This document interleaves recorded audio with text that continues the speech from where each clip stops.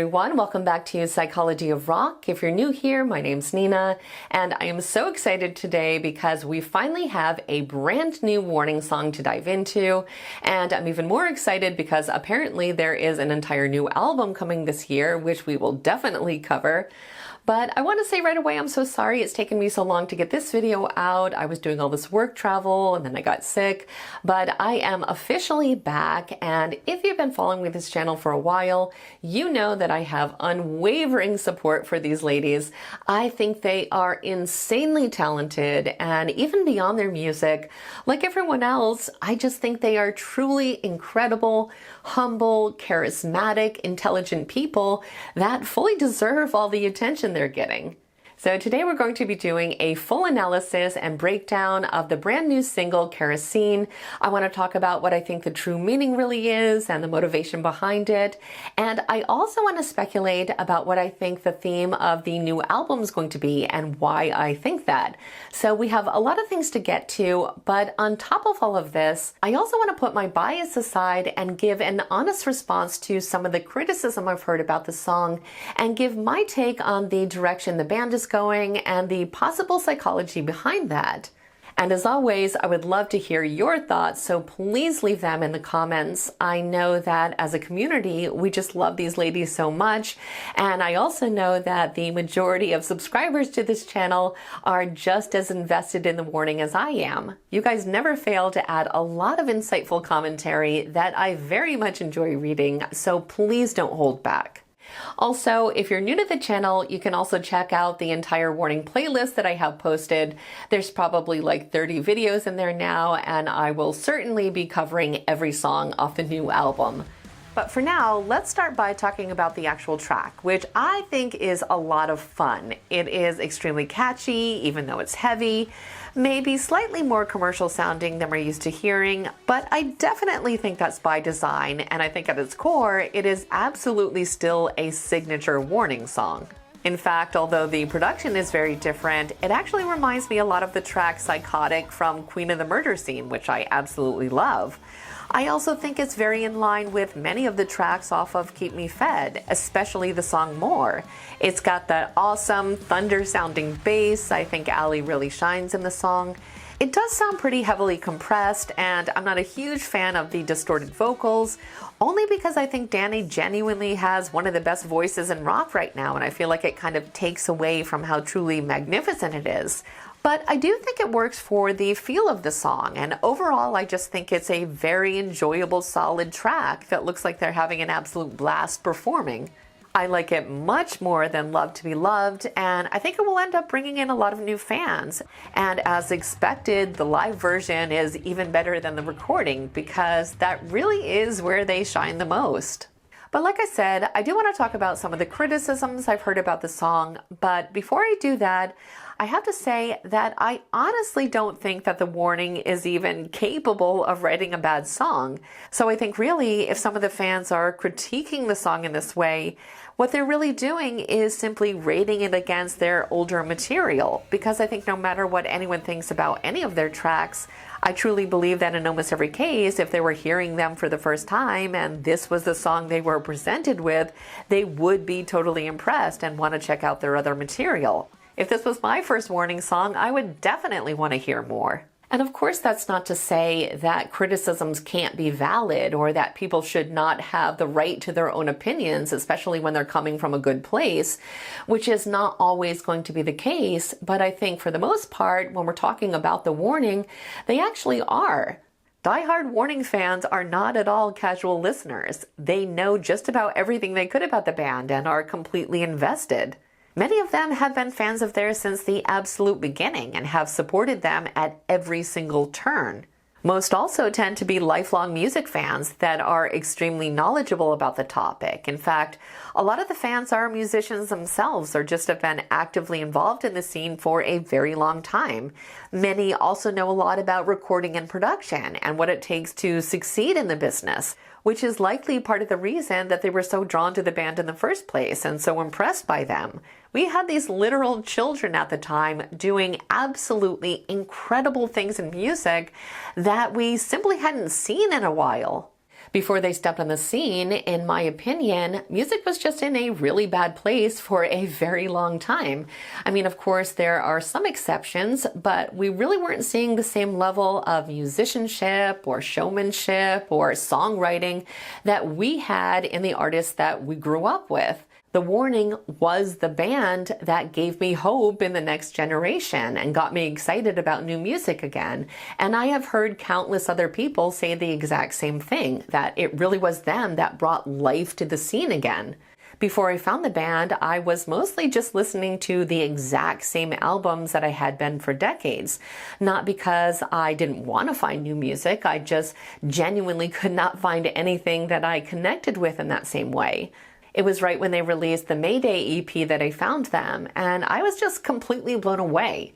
They had literally everything that I look for in music, and then when I started to see their lives and their interviews, I was even more impressed because their personalities and their general attitude was just so likable and amazing. And honestly, I personally never even heard a single criticism of them from anyone up until Keep Me Fed. And even though the reviews were mostly extremely positive and the girls themselves were absolutely in love with the album, there was a small percentage of the fan base that were disappointed and even concerned that they were seemingly, to some at least, going in somewhat of a new direction with their look and their sound, saying that it was getting too alternative or too commercial or too poppy, with a lot of people pointing the finger at their new producer and the fact that they were no longer writing songs solely on their own, because we all know that the last people on earth that need help writing songs are the Warning.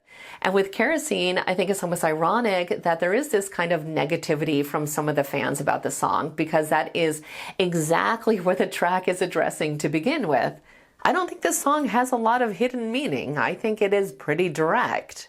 In fact, I usually give a line-by-line analysis, but I don't even think we need to do this here. I want to give a general overview, but I think the band was pretty straightforward and clear when they were explaining what the song was about. Essentially, it's a call out of fake, inauthentic, and passive-aggressive people. In particular, those who copy, criticize, or hide what they really think, especially when it's obvious that they have negative feelings about them.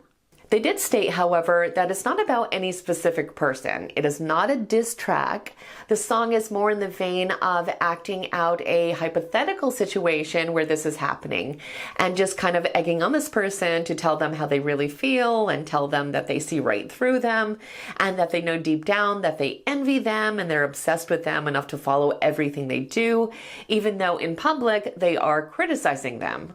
So I think the song is actually a perfect response to some of the negative comments that are coming from a small portion of the fan base, because there's a huge difference between having an opinion about liking or not liking an aspect of a song and just trashing someone for what they choose to wear in a music video or what they do in a TikTok, or making comparisons about appearances or discussing weight. That is really having nothing to do with the music whatsoever and is surprisingly mean-spirited. I don't even understand how people could possibly try to condemn them for just doing the exact same things that other people their age are doing and letting themselves have some fun, because that is what they should be doing at this stage in their life. I think in their case, it's even more important that they're getting out there and enjoying themselves and expressing themselves in new ways, because they have spent almost their entire childhood working and they definitely need some balance. And before we move on to my response to all of that, I just want to quickly point out how clever the actual title is for addressing a topic like this. It's actually a really great metaphor, especially because, as we've seen, whatever is thrown at them just makes them burn brighter. But what are my honest thoughts?